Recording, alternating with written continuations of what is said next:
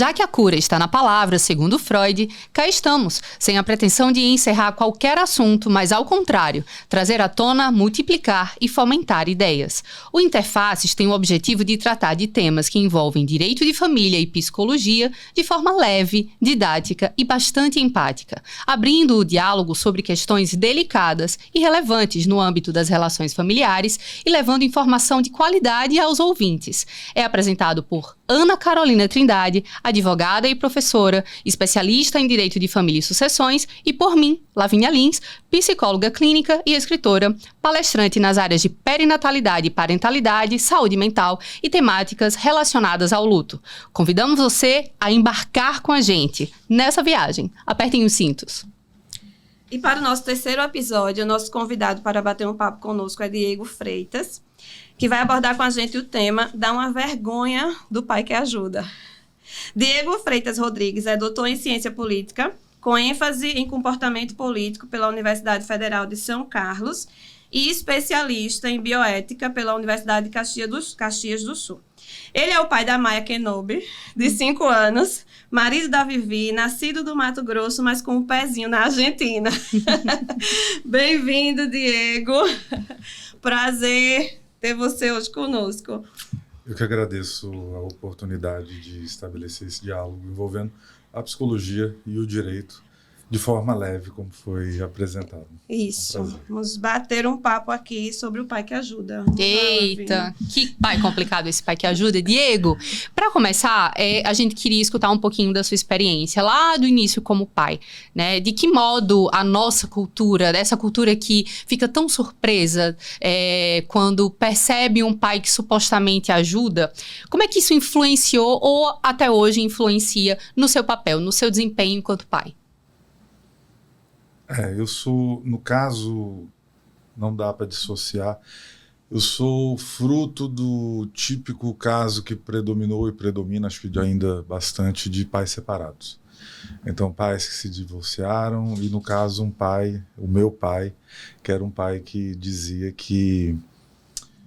ele falava isso para minha mãe, assim, ó, você não quis separar? Então arque com a responsabilidade. E aí eu cresci, minha mãe teve que... A gente saiu de Goiás, foi para Mato Grosso, onde eu vivi a maior parte da minha vida em Cuiabá. E eu cresci, nesse caso, já observando esse tipo de situação absolutamente adversa. Eu e minha irmã, sou o filho mais velho, e como um parâmetro extremamente negativo. Então isso eu parava para pensar quando criança, de que, bom, se meu pai está indo rumo norte, eu vou rumo leste, rumo sul, oeste, mas não vou rumo no norte. E isso acabou impregnando, na verdade, toda a minha percepção sobre se um dia fosse pai. Se um dia. Então, eu não poderia fazer o que o meu fez, que é o caso de abandono. Basicamente, abandono. Eu ainda convivi com ele, hoje ele é falecido, eu ainda convivi com ele durante um bom tempo, assim, mas convivência de férias. E algumas vezes ao longo dos anos. Não aquela típica situação de todo ano ir ver o pai, não. Isso aconteceu com intervalos enormes. E isso, como eu disse, acabou impregnando na minha percepção do que deveria ser um pai, etc. E aí, no caso, eu precisava buscar referências, porque de uma forma ou de outra, aí lá vem eu sou junguiano convicto, desde criancinha. Que maravilha.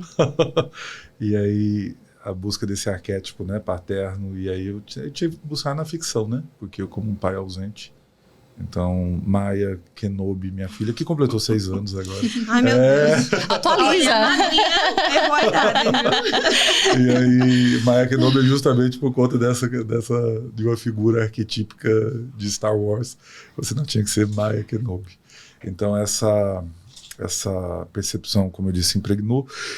E no caso específico, quando eu me tornei pai, pelo menos quando eu descobri antes de Viviane, a Viviane vive falando isso, porque ela foi convidada para ir para a Haia, ela foi selecionada, a única pessoa no continente americano que foi convidada, então era uma seleção rigorosíssima, não sei se a Ana lembra, mas ela foi convidada, e aí a gente estava casado, acho que uns 4 meses, parece 5 meses e tal, e aí eu falei assim, Viviane, não tá grávida assim? Eu ficava, não. Aí, dito e feito, quando ela voltou de Haia, na Holanda, aí ela fez o teste e aí estava grávida de Maia Knoop. Então foi uma grande alegria, mas também aquela situação de me mostrar assim, e agora, Diego, na prática? Porque agora você está do outro lado do balcão.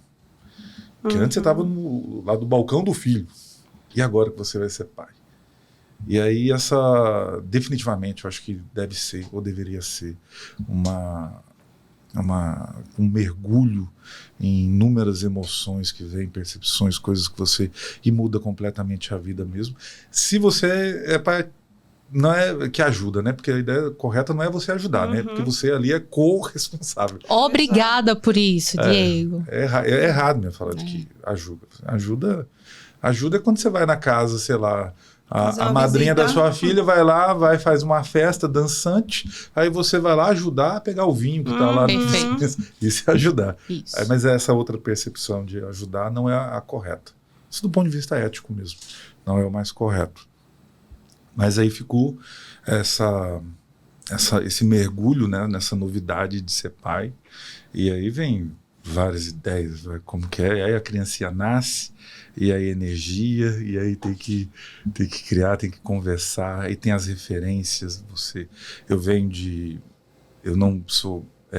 eu morei em muitos lugares, então eu fui colhendo aspectos desses lugares para trazer para a minha jornada, né? Lembrando o Joseph Campbell, né, que falava jornada. Então, trazendo para a minha jornada, e Maia, ela está crescendo dentro dessa lógica, né, de percepções muito diversas, e um pai que eu preciso, é uma questão mesmo de honra, é uma questão que eu disse que ela tem ética, um pai que está ali.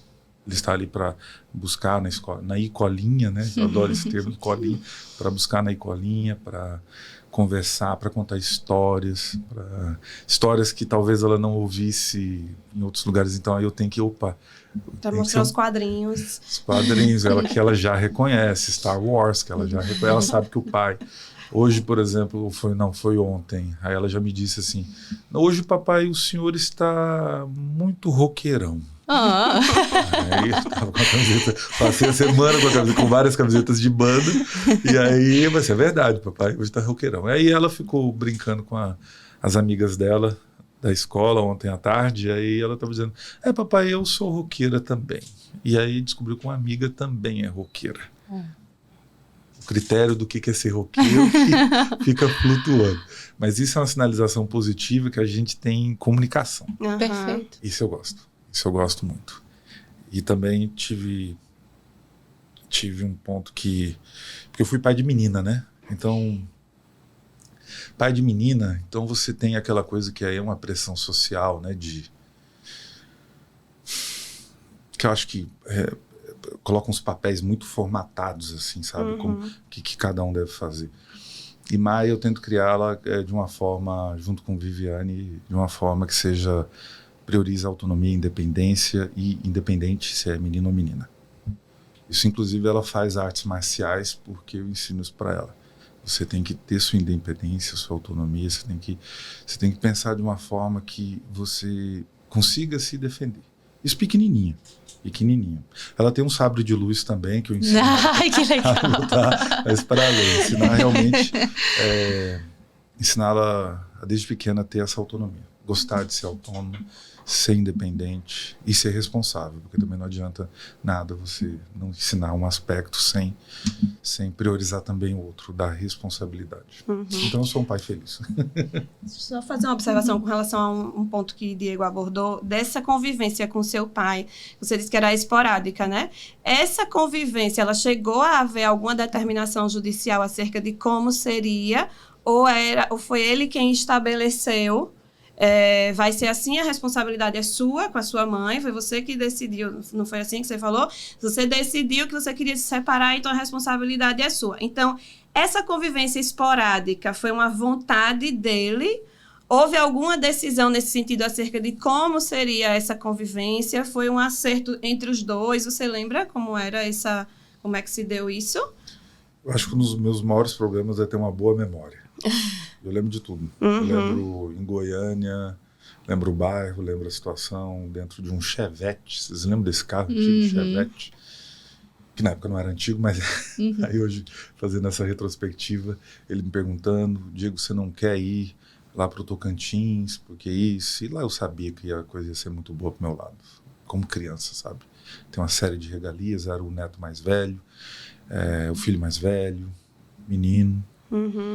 E eu dizendo que não, eu tinha que ficar porque minha irmã era mais nova, bem mais nova. Na época eu tinha o quê? 3 anos, não tinha nem completado 4. Eu sou 3 anos mais velho que ela e tinha que ajudar minha mãe. E aí ele era um daqueles casos de homens violentos. Então eu lembro de várias situações de violência, desde física até a psicológica. E no caso não tinha essa... Minha mãe, ele nunca pagou pensão, né? Assim, pensando coisas... uma pensão não, nunca pagou. E qualquer... Porque como a gente morava em Cuiabá, Mato Grosso, e ele no Tocantins, então era muito difícil, sabe, essa movimentação do ponto de vista de acionar legalmente. E nunca deu em nada. Casou, teve outros filhos, e esse acordo não foi não foi acordo, né? Foi uma imposição. Porque geralmente é o que acontece, né? Eu falo muito isso para essas experiências, essa semana mesmo. Eu dou aula no curso de psicologia. É mesmo? Políticas públicas. Bacana. E lá, como é ênfase em saúde pública, então essa semana a gente entrou na disciplina com discussão sobre programas de prevenção a ISTs, infecções sexualmente transmissíveis. E eu coloquei os alunos e as alunas para fazer alguns semestres atrás, uma pesquisa para ver qual era o seu maior receio. Se era contrair algum vírus, uma IST, ou ficar grávida, no caso das meninas. A maior medo era a gravidez. E por que eu estou contando isso? Porque ao longo do tempo eu fui percebendo que, e aí foi o que eu disse para as minhas alunas, que olha, se você escutar um homem falando que o sonho dele é ser pai, corra. Fuja, dê um salto assim, sabe, pirueta, fuja, corra. Esse sonho tem que ser seu. Porque o que acontece? Todos os homens vão necessariamente falar assim, não, vai ser um péssimo pai, é porque o cara falou que o sonho dele era ser pai, aí de repente, não é isso que eu estou dizendo. É o princípio da precaução. Porque geralmente o homem, o que acontece? O meu sonho é ser pai.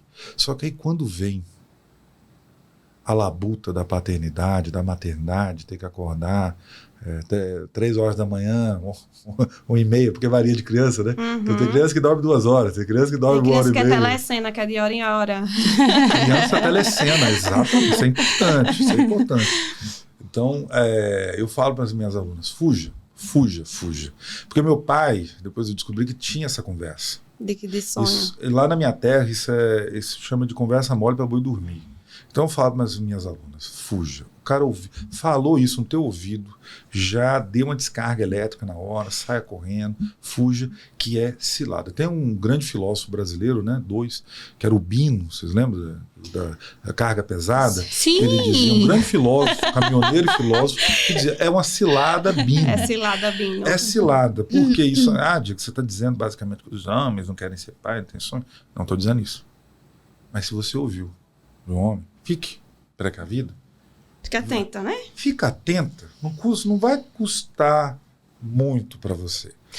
Entre o sonho e a realidade existem muitos quilômetros, né? Então, dezenas. Muito importante lembrar. E a gente falava no primeiro episódio sobre essa construção do ser mãe. É um processo, né? Então, assim, o que é que não acontece nesse caminho? Imagina pro pai também, né? Eu tenho um sonho, mas qual é o seu ideal? Né, desse lugar de paternidade. É a paternidade para você. Exatamente. Quando foi que chegou para você, Diego, assim, a realidade bateu a porta, tá? Eu poderia ter um desejo, não necessariamente um sonho, ou sim, mas quando foi que eu, Diego, entendi que era pai? Qual foi o momento que deu estalo? Porque tem gente que diz que a mãe se torna mãe já desde o momento da gravidez, ela já sente que é mãe. E tem gente que diz que o pai, né, ele só percebe que é pai a partir de quando a criança nasce. Pra você foi realmente assim, e porque a gente, Lavínia lembrou aqui, que no primeiro episódio a gente falou sobre culpa materna, né, e falamos também sobre essa questão da construção da maternidade, né, como a Lavínia destacou aqui na pergunta que ela fez. Então, a maternidade, ela é construída, esse vínculo, ele é construído a cada dia que você está com o seu filho, né, o vínculo afetivo, esse vínculo de maternidade, ele se consolida. Com o pai é a mesma coisa. Como é? Quando é que a pessoa se percebe pai? Chegou a ter esse estalo, essa percepção? Encontro com o real, né? Eu acho que eu não tive nenhum insight assim. Eu acho que até porque acho que vai variar muito. É um tipo de percepção que vai resultar num comportamento que pode ser até refratário. Porque a gente está pensando assim, que quando vai descobrir ser pai, vai ser uma coisa positiva. Não necessariamente. Pode ser o contrário. Isso. No meu caso, eu não sei, mas tem alguns acontecimentos que foram bem interessantes. Eu gosto muito de jazz. E aí, eu e Viviane estávamos em Santiago do Chile. E eu colocava, pobre de Viviane, eu colocava um aparelho assim, para tocar música na barriga dela. E aí eu coloquei Take Five, do Dave Brubeck. E aí eu fiquei tocando Take Five. E aí Maia deu um chute. Pobre Viviane não, pobre de Maia, né? Que tava lá ouvindo. Não tinha direito. Não tinha como escolher. Porque é o pai que quer, né? Então ela deu um chute ali. Aquilo ali foi muito marcante para mim. E óbvio, quando ela nasce, porque Viviane tava ainda grog, né? E eu fui... Porque foi cesárea o parto, e aí eu tive que acompanhar, né, a criança. Eu, paranoico, sabe, modo Borne, acionado, aí eu ficava acompanhando a nenenzinha. Ali foi forte, mas eu acho que é uma continuidade, são vários momentos. O primeiro momento, por exemplo, não me chamava de pai, papai, não chamava todo mundo, chamava mamãe, chamava vovó. Você esperando o papai. Eu não, até que um dia, Viviane que lembra isso, um dia que eu falei assim, acabou essa conversa, acabou essa palhaçada. Tá chamando todo mundo aqui pelo nome, não sei o quê, menos o papai, né? Então, aí eu acho que era não sei o que é que ela gostava, ela era muito nenenzinha. Aí alguma coisa que ela gostava, assim, o papai não pega mais pra você. Agora acabou, é chumbo trocado. Aí, o que aconteceu? Acho que não deu nem 10 minutos, aí tava lá, papai, não sei o quê. Aí eu falei, opa, olha aí. Agora eu escutei. Então, isso é um processo, levar pra escola. E aí a primeira semana, segunda, que ficava chorando, e aí tendo que negociar, tendo que conversar, às vezes ficar lá embaixo, no pátio, das 7h30 da manhã até as 11h30, quando saía, lá embaixo esperando para ver. Então tudo isso, sabe, é um processo. Ou para assistir desenho comigo, Star Wars, ou no caso eu gosto de jogar videogame de Apocalipse Zumbi, e ela desde os 3, 4 anos me vejo jogando. Aí o orgulho que surgiu uma vez que ela falou assim, papai, usa tirolesa, porque você tem como escapar usando uma tirolesa do zumbi. Aí foi quando o coração explodiu. Né? Derreteu assim, virou assim. Isso é uma coisa tão especial, porque a gente vive falando, né? As pessoas têm uma expectativa muito grande no que diz respeito a quem vai ser esse filho ou essa filha. Idealiza-se geralmente, né? Desde a barriga, com quem vai parecer, esse jeito, de quem vai ser, enfim. Só que o exemplo conta, né? O que a gente vai construindo ali no dia a dia, a criança chega e ela chega ali para absorver, uma esponjinha.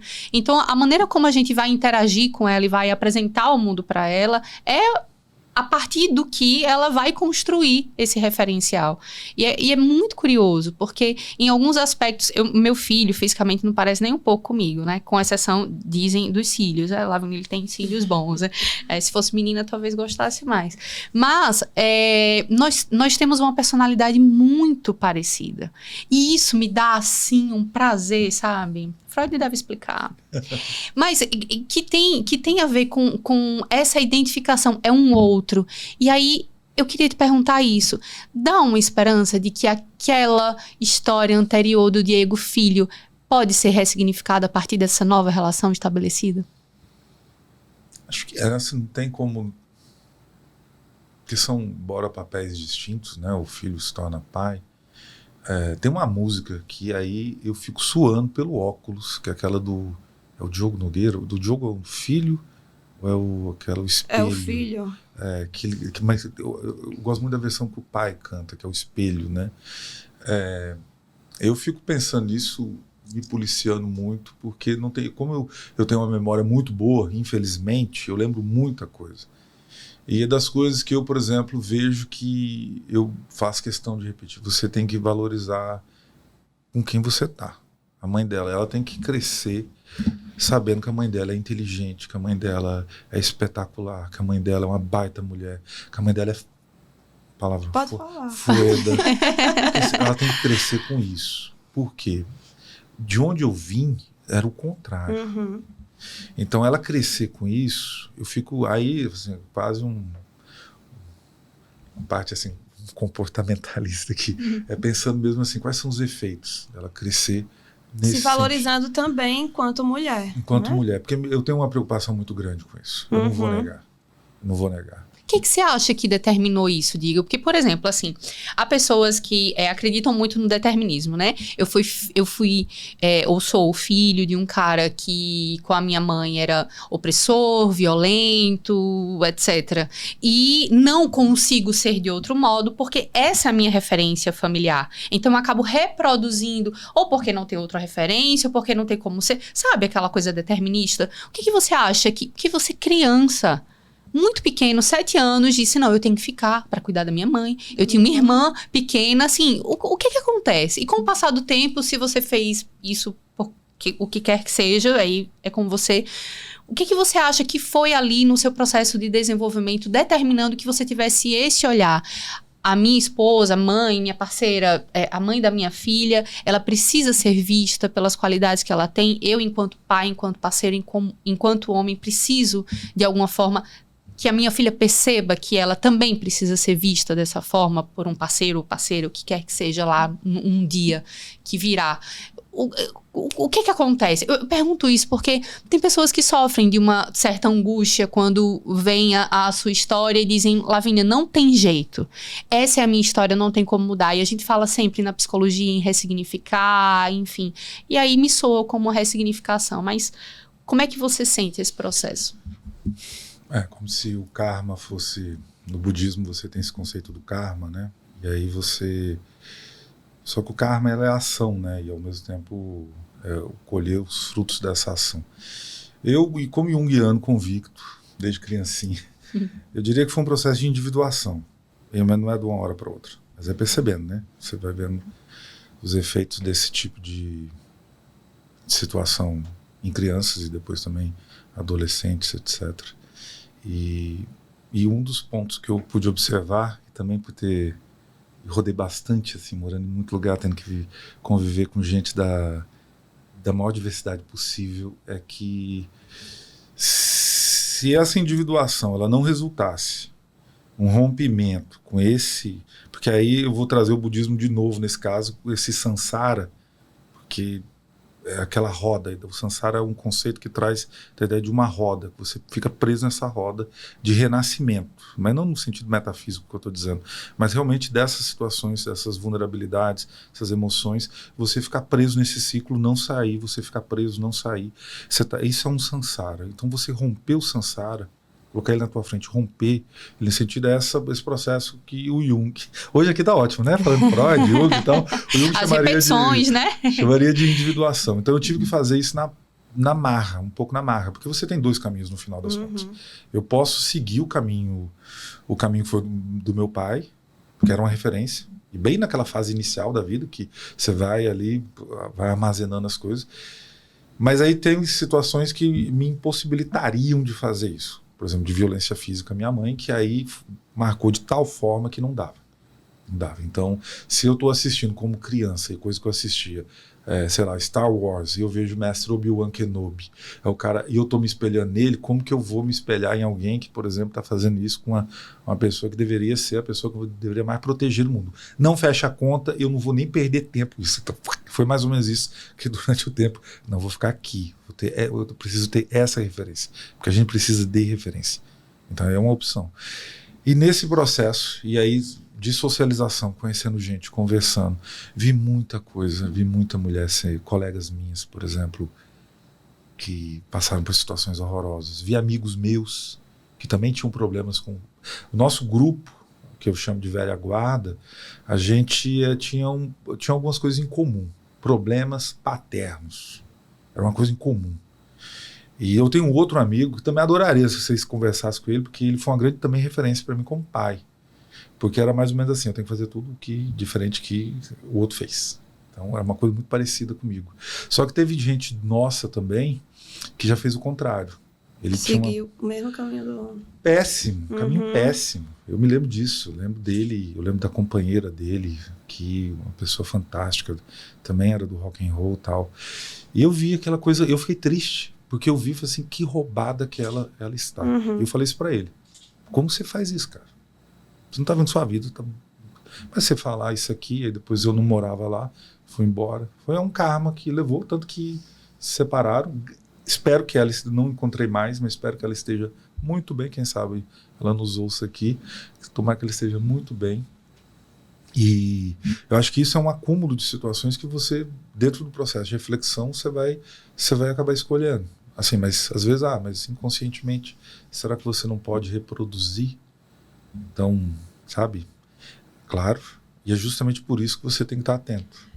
Esse ponto que Diego falou, dessa roda de amigos que todos tinham em comum essa questão desses problemas com relação à paternidade, e aí você fala, alguns foram por outro caminho, mas teve gente que foi pelo mesmo caminho do pai. E aí a gente se questiona, porque às vezes a gente pensa que no nosso núcleo, né, nas nossas amizades, no nosso núcleo, enfim, que esse tipo de conduta não vai ser reproduzido, porque em tese seriam pessoas, como são nossos amigos, que em tese pensariam ou agiriam da mesma forma que a gente, né? Em tese, eu não me relacionaria com alguém que tratasse a esposa dessa forma, ou que tratasse os filhos dessa forma. Então, muitas vezes a gente acredita que esse nosso núcleo, né, vai caminhar no mesmo sentido que a gente, mas, todavia, porque passou pelo que a gente também passou. E por quê? Como é que a gente explicaria isso na psicologia? Por que é que continua reproduzindo, né? Como é que reproduz com a esposa aquilo que o pai fazia com a mãe? É um questionamento, assim, meu mesmo, né? De como é que a gente explica. Dentro dos consultórios, a gente observa muito, assim, por isso que a gente estava falando, né, do determinismo, a influência da família, me referindo a aquela que estão realmente diretamente ligados à criança que está em desenvolvimento, por exemplo, acabam sendo o referencial. Pelo caminho, a gente vai encontrando outras alternativas. E tem aquele processo, né? Eu saio da infância, entro na adolescência, eu começo a olhar para aquele pai, para aquela mãe, e eu vejo que não é bem isso. Não é isso que eu queria. Começa a passar por um estranhamento. E é muito comum, quando a gente entra na adolescência, que aquela identificação inicial com o pai ou com a mãe passe a ser um motivo até de certa aversão. E aí você busca uma identificação com os amigos, com as amigas, com as pessoas que têm... Sai da bolha. Exatamente. Então, assim, não é nem um pouco incomum que começa a estar... Não, nem me pega, nem me toca. Eu nem quero, porque eu já vou entendendo que o corpo é meu. Logo, eu vou entendendo que os gostos podem ser meus, diversos dos seus. Eu vou entendendo que o que você faz não é tão legal, porque eu já tô tendo referência em outros espaços e eu digo não. Eu já começo a criar um crivo, né? E aí, claro, que inconscientemente pode ser que alguma coisa fique. Ainda que a gente diga isso é errado, mas... eu faço, né? E é onde a gente convida e convoca as pessoas que, se há um desejo de estar num processo de psicoterapia ou de análise, que se coloquem na possibilidade de escutar o que é que lhe atravessa, porque é ali, muitas vezes, naquela repetição que está o núcleo daquilo que inconscientemente você vem fazendo, que está te causando sofrimento. Então, não é mágica, né? A gente não pode fazer em 2 minutos, mas é óbvio que se há um incômodo, um sofrimento, junto com um desejo ali de fazer algo com aquilo, há uma possibilidade de mudança, sim. Agora, claro, existem pessoas que a mudança ela vai ocorrendo de uma forma mais, vamos dizer assim, orgânica durante o processo, e outras pessoas que precisam se revisitar por meio da fala, né? E aí, quem sabe, a gente conseguir uma mudança que traga esse bem-estar psíquico que, por vezes, a gente não consegue só negando que a coisa, de repente, isso daí comigo não acontece, não é bem isso. E aí, quando o Diego estava falando também dos pais que sonham, né? Das pessoas que dizem que sonham em ser pais. Aí eu lembrei de um videozinho que eu recebi um dia desses, estava lembrando aqui, que era uma moça com 3 filhos, os filhos brigando assim atrás dela, e ela dizendo, o meu marido tinha o sonho de ser pai, e eu realizei o sonho dele. Aí você viu esse vídeo? Aí a pessoa pergunta pra ela, e qual é o seu sonho? Ser pai. Olha só como a cultura é pesada. Pois é. Né? Eu queria ser pai, porque ser pai é muito bom. Dessa forma como está construída, né, a paternidade. Eu vi esse tempo atrás um relato, acho que era um ator, não sei, que ele tinha uma criança pequena, já tinha uma criança e teve uma outra criança pequena e ele pediu para separar, sei lá o que era, de um tempo, porque ele não conseguia ler livro, porque a criança era pequena. Eu falei, mas como assim? Como assim você pede um tempo de seus filhos, assim, porque você não consegue ler livro? Aí assim, ó, eu até comentei, vendo que assim, as desculpas eram mais originais antigamente, né? Assim, para você abandonar as crianças eram mais originais. Agora você dizer que vai ler livro, mas não vai ler nem livro e nem vai ficar ao lado das crianças. Uhum. Então, e nós homens temos todos os incentivos do mundo para a gente fazer só a egípcia, não é assim para fazer a egípcia quando se trata de criação de criança. E aqui não estou dizendo que assim, Diego, você é o perfeito, não sou. Fazer tarefinha, por exemplo, terrível. É terrível, às vezes porque assim, e eu sou professor desde 1999. Aí tem que fazer a tarefinha que aí envolve aquela educação mais básica lá, e aí você fica ali e fala assim, nossa, mas o que é isso? Por que a professora mandou esse negócio? Mas é responsabilidade. E aí eu tenho uma forte impressão que nós homens, em geral, não fomos criados para ser responsáveis. Não é criado para ser responsável. Não. Porque se você tem um filho ou uma filha, você tem que ser responsável. Isso como eu disse, é um dever ético. Um imperativo categórico. A questão é que nós somos criados para coisas diferentes. Né? Vocês são criados para ser responsáveis. A mulher é criada para ser responsável pela casa, pela família, pelo marido, por tudo. O homem não. Né? Então, a gente tem pesquisas, por exemplo, que com relação às mulheres, as mulheres se dedicam o dobro de horas com relação a essas atividades, porque se naturalizou, como a gente inclusive já conversou aqui, se naturalizou de que esse papel, né, naturalizado na sociedade, de que esse papel é da mulher. Uhum. Então, a mulher é quem vai se dedicar culturalmente a isso. Então, o homem, ele não se sente responsável, ele não se sente nessa obrigação. Né? E quando ele faz alguma coisa, ele se acha especial porque ele ajudou. Ou a própria sociedade o coloca num pedestal de paizão, de pai perfeito, de pai maravilhoso, porque ele ajudou. Quando, na realidade, ele cumpriu apenas o papel dele, a responsabilidade dele como pai. Né? Eu lembrei agora também, que uma vez, logo quando eu casei, aí meu marido, Pedro, ele lavou os pratos, né? A gente não tinha filho ainda, e aí ele disse, não vai me agradecer porque eu lavei os pratos? Eu disse, não, só fez sua obrigação. Ele te agradecia, Carol, quando você lavava também? Aqui. Não, porque aí foi bom, porque foi logo no começo do casamento, né? Porque as cartas já foram logo colocadas na mesa. Não, você mora aqui, a obrigação é sua também. E olha que o meu marido, ele não é machista, ele não teve essa criação, pelo contrário, mas é uma coisa que é incorporada, é tão naturalizada de que essa responsabilidade é nossa, que parece que ele esqueceu que é dele também. E aí, pronto, nunca mais na vida ele falou que ele estava ajudando ou que perguntou se eu agradeceria porque ele estava ajudando a fazer os serviços domésticos. Foi bom que aprendeu logo no começo.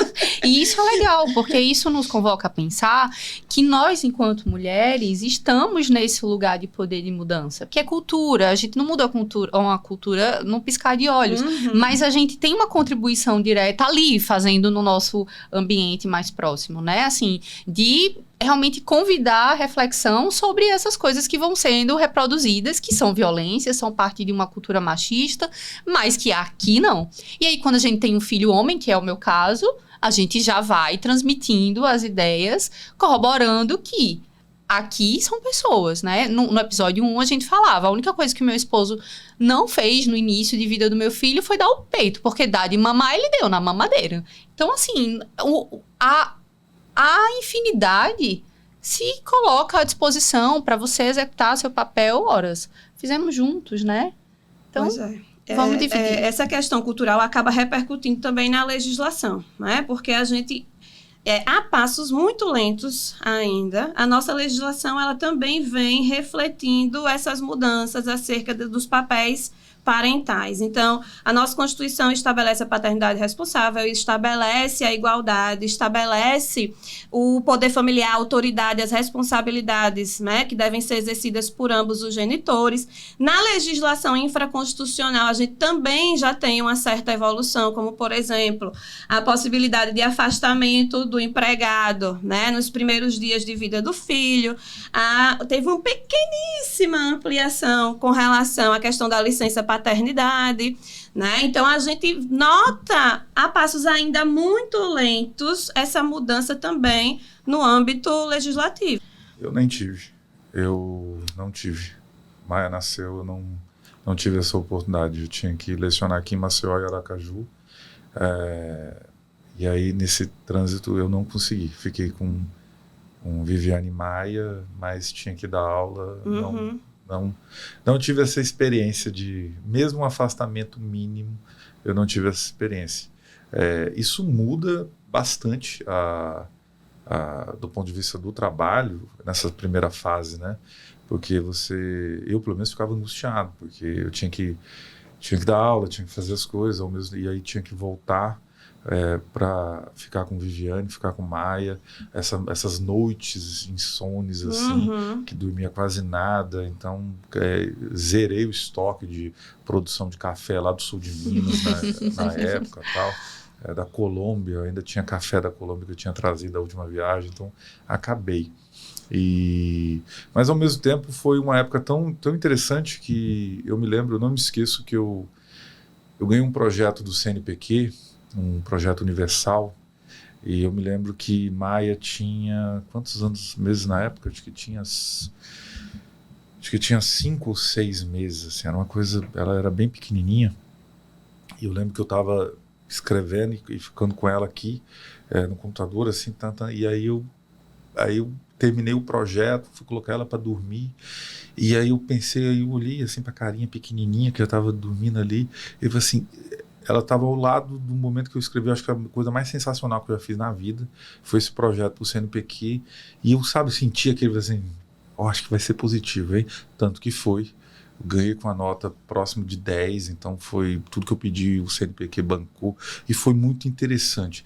Mas, que coisa boa, na minha carreira acadêmica, ganhar um universal do CNPq.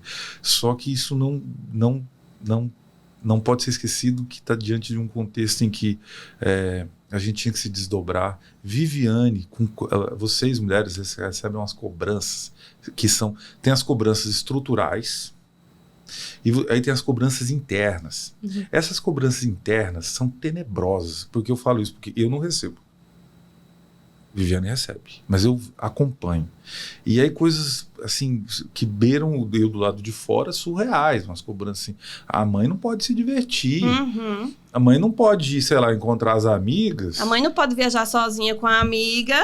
Não pode. Porque é surpreendente. É. Né? Porque, só para contextualizar, Diego presenteou Viviane, né, com a viagem com a amiga dela para Florianópolis, presente do Dia das Mães, e foi uma surpresa para várias pessoas o fato de que ela vai viajar sozinha com a amiga. Vocês com certeza são estranhos para muitas pessoas, né? Eu comentei isso. Que casal estranho é esse? Eu comentei. A reação, assim, geralmente a reação foi de muita surpresa, assim, muita surpresa mesmo, no rosto. Aí teve um caso, por exemplo, que o marido estava do lado, e aí fez uma cara assim, aí... Que mãe é essa que deixa a filha pra passear? Eu acho que... Não, acho que a cara foi mais assim, eita, será que eu vou ter que fazer algo similar?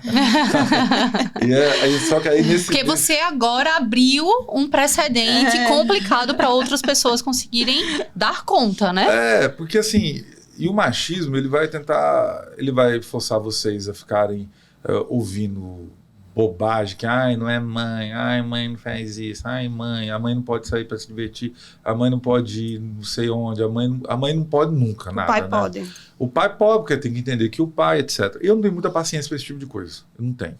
E aí, como meu cartão tinha limite, então, bom, vamos lá. E a amiga dela estava lá, ela mora lá. Falei assim, ó, eu vou te despachar.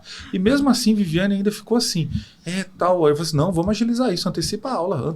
E eu sou terrível nessa hora, porque eu fico repetindo sem parar. É que coisa chata, assim, chato mesmo. Sou muito chato. Chato para você ir se divertir sozinha, sem ter que acordar cedo, aguentar criança, aguentar marido mal-humorado. Vá se divertir. Só que aí o que acontece? Essa estrutura, ela vai forçando... E a culpa, né? Ai, vai deixar sozinha. Ai, vai não sei o que e tal. Aí eu falava pra ela, assim, ó, você quer ter essa culpa? Ótimo, tenha ela. Cultive, passe a mão na cabecinha dela. Mas passe a mão na cabecinha da culpa lá em Floripa. Aí você vai estar lá tomando um vinho com a sua amiga. E, ai, culpa, ai, tô sentindo tão culpada. Enche mais um pouquinho a taça. Um vinho de onde? Malbec? De onde? Talvez na terceira taça a culpa já tenha ido para bem distante. Não, aí a culpa vai lá para a água, lá ficar afundada, que é o lugar dela. É isso. Então, acho que nós homens, nós temos até aí de novo a questão, é quase uma ética da responsabilidade. A gente rompe isso com ações mesmo. Como uma ação como essa, uma ação como assim, ó, vai ao cinema sozinha, sei lá, às vezes gosta, vai reunir as gurias, as professoras do direito, que ela é professora do direito também. Aí vai ter sei lá, uma diversão no restaurante X, aí com direito a vinho da Mendoza e tal. Vá, porque se a gente não faz isso com ações, tudo que cerca vocês, mulheres, é para fazer com que vocês se sintam culpadas, que vocês priorizem outras coisas, que é uma coisa maluca, porque a mulher se torna mãe e acabou a mulher. Aí só tem a mãe. Aí, por exemplo, comprar sei lá, uma calça, comprar um brinco, não, compra, eu e Viviane brigo o tempo todo. Comprou para você alguma coisa com o seu salário? Você comprou? Não comprou não. Vai comprar. Aí não, mas e a Maia? A Maia deixa comigo, deixa lá, vamos lá, comprou alguma coisa. Porque para vocês sentirem que vocês não são só mães. Porque antes de ser mãe era o quê? Você sabe? É isso, então a gente tem que enfrentar, só que vocês sozinhos não vai dar certo. Você tem que ter mais gente, tem que ter homem. O homem tem que estar apoiando isso. Se ele não apoia, acontece o quê? Vai ficar tudo mais difícil. Muito mais. Então, não sei. Eu acho que a individuação, ela foi me levando para isso. Porque a minha mãe, no caso, eu vi minha mãe curtiu a vida dela. Separou, curtiu, casou novamente, ia em show, barzinhos, fez e aconteceu. Certa. Certa. Porque se você reconhece o seu papel, eu sou mãe, eu sou esposa, aí eu sou mulher, eu sou professora, etc. São múltiplos papéis. Só que se você deixa a culpa, essa maldita culpa, ela aflorar, vai sobrar, sabe o que? Provavelmente só o aspecto da maternidade, que mesmo assim sempre é imperfeita, né? Mas podia ter feito melhor, não sei o quê. A maternidade e o trabalho. E mesmo assim o trabalho ainda, a gente tem que lembrar que a mulher, ela vai ter que, eu estava conversando com as amigas minhas ontem, ela vai ter que fazer o triplo para ter um reconhecimento. E às vezes tem umas coisas que são, eu não sei se eu vejo tudo isso muito interdependente. Eu leciono desde 1999. Uma das coisas que nos últimos anos, tem bons anos, e aqui em Maceió desde 2013, eu fui percebendo que as minhas alunas, elas se questionam de uma forma que eu não vejo os alunos homens se questionarem. E de ouvir coisas, barbaridades, por exemplo, assim, era uma aula que tinha estatística. Eu sou burra, não sei o quê. Eu falei assim, mas como você fala isso de você? Uma coisa é você não ter aprendido, você ter dificuldade, aí você vai estudar, mas você não pode falar isso. Você não pode, porque o aluno, o homem, não fala. Ele pode não entender. Se cobra muito mais. Ele não pode entender uma vírgula daquele gráfico ali que está ali, um pontinho, um outlier que esteja. Mas ele não fala. E aí eu tive que... É uma coisa que acontece todo semestre. Eu tenho que, às vezes, interromper as aulas para falar. Você só tem autorização minha para dizer que você usar esses termos burros, não sei o quê, depois que um homem falar. Se um homem da turma, dos alunos, falarem, aí você tem autorização. Pergunta se algum homem fala isso. Nenhum faz. Então são tantas coisas. Aí eu, do lado de fora, como homem, eu vou percebendo, assim, tanta cobrança. Aí quando chega na maternidade, é aquela coisa, tentando engessar, sabe, uma coisa cristalizada, e aí sobra o que é de vocês. Aí a ansiedade, transtorno de ansiedade que vai bater lá em cima, depressão. Aí tem a cobrança, meu corpo não é aquele que era. E aí tudo isso buzinando e atormentando. Aí não vai merecer uma viagem. Foi chateado porque não dava para ser mais dias. Porque aí tinha compromisso profissional, não dava, né? Mas assim, não, e aí, será que a gente consegue despachar na quarta? Assim, lá na quarta não dá, despachar. Tem que despachar. Isso é muito legal, Diego, porque nos convoca a pensar assim, né, que a rede de apoio ela é muito importante para o processo de ressignificação. Às vezes a gente sozinha não dá conta mesmo de perceber que a gente também está se violentando. Mas uma coisa é possível de perceber, é a angústia, né? E é por isso que a gente sempre faz o convite. Se a angústia bate, ou quando a angústia bate, buscar, se não, na rede de apoio, porque às vezes a gente não tem rede de apoio, buscar espaços onde você possa se ouvir, onde exista um ou uma profissional com técnica e ética e humanidade suficientes para poder acolher aquilo que você traz, para te conduzir a um caminho em que você se veja na possibilidade de se acolher e dar um novo significado a esses papéis que estão ali ditos como colocados, mas que a gente deve sim questionar e começar a pensar de outras formas sobre não só esse ser mulher, mas também esse ser pai que a gente hoje, eu acredito que já deu uma boa ressignificada para quem está escutando e, como você falou lá no começo, trazer uma nova referência desse homem, desse pai que a gente já sabe que não ajuda. E só um pontozinho para a gente finalizar, é que quando se fala em rede de apoio, não está se referindo a pai, porque pai não é rede de apoio. Pai é corresponsável. É preciso também que a gente destaque isso, porque muitas mães, inclusive, colocam o pai como essa figura de rede de apoio, quando, na realidade, muitas vezes a própria mulher não percebe, né, que o papel do pai não é de rede de apoio. A rede de apoio é uma avó que vai lhe ajudar, é uma tia, é uma amiga, muitas vezes um amigo. O pai, ele é corresponsável, né? Mas, enfim, estamos nos encaminhando para o final. Para o fim. E a gente só pode dizer muito obrigada, Diego, pela sua presença. Foi incrível ter você aqui. Que bom que você existe. Que bom que Vivi e sua filha tem você por perto. Vivi, Maia, eu tenho muita sorte. E o meu compadre, Diego. Obrigada, Diego, por ter aceito o nosso convite. Obrigada por tudo que a gente pôde abordar aqui nessa conversa. Espero que a gente tenha outra oportunidade também de conversar mais sobre outros temas também, porque você é ótimo. Vai ser um prazer. Eu agradeço essa oportunidade de dialogar e conversar sobre um tema como assim, não é nem emergência, urgência, não sei. É um tema tão necessário, né? Isso aí. Parabéns pelo espaço e obrigado por me dar essa... Graças. Muitas graças. Muitas graças. Tchau, tchau, gente. Até a próxima. Obrigada.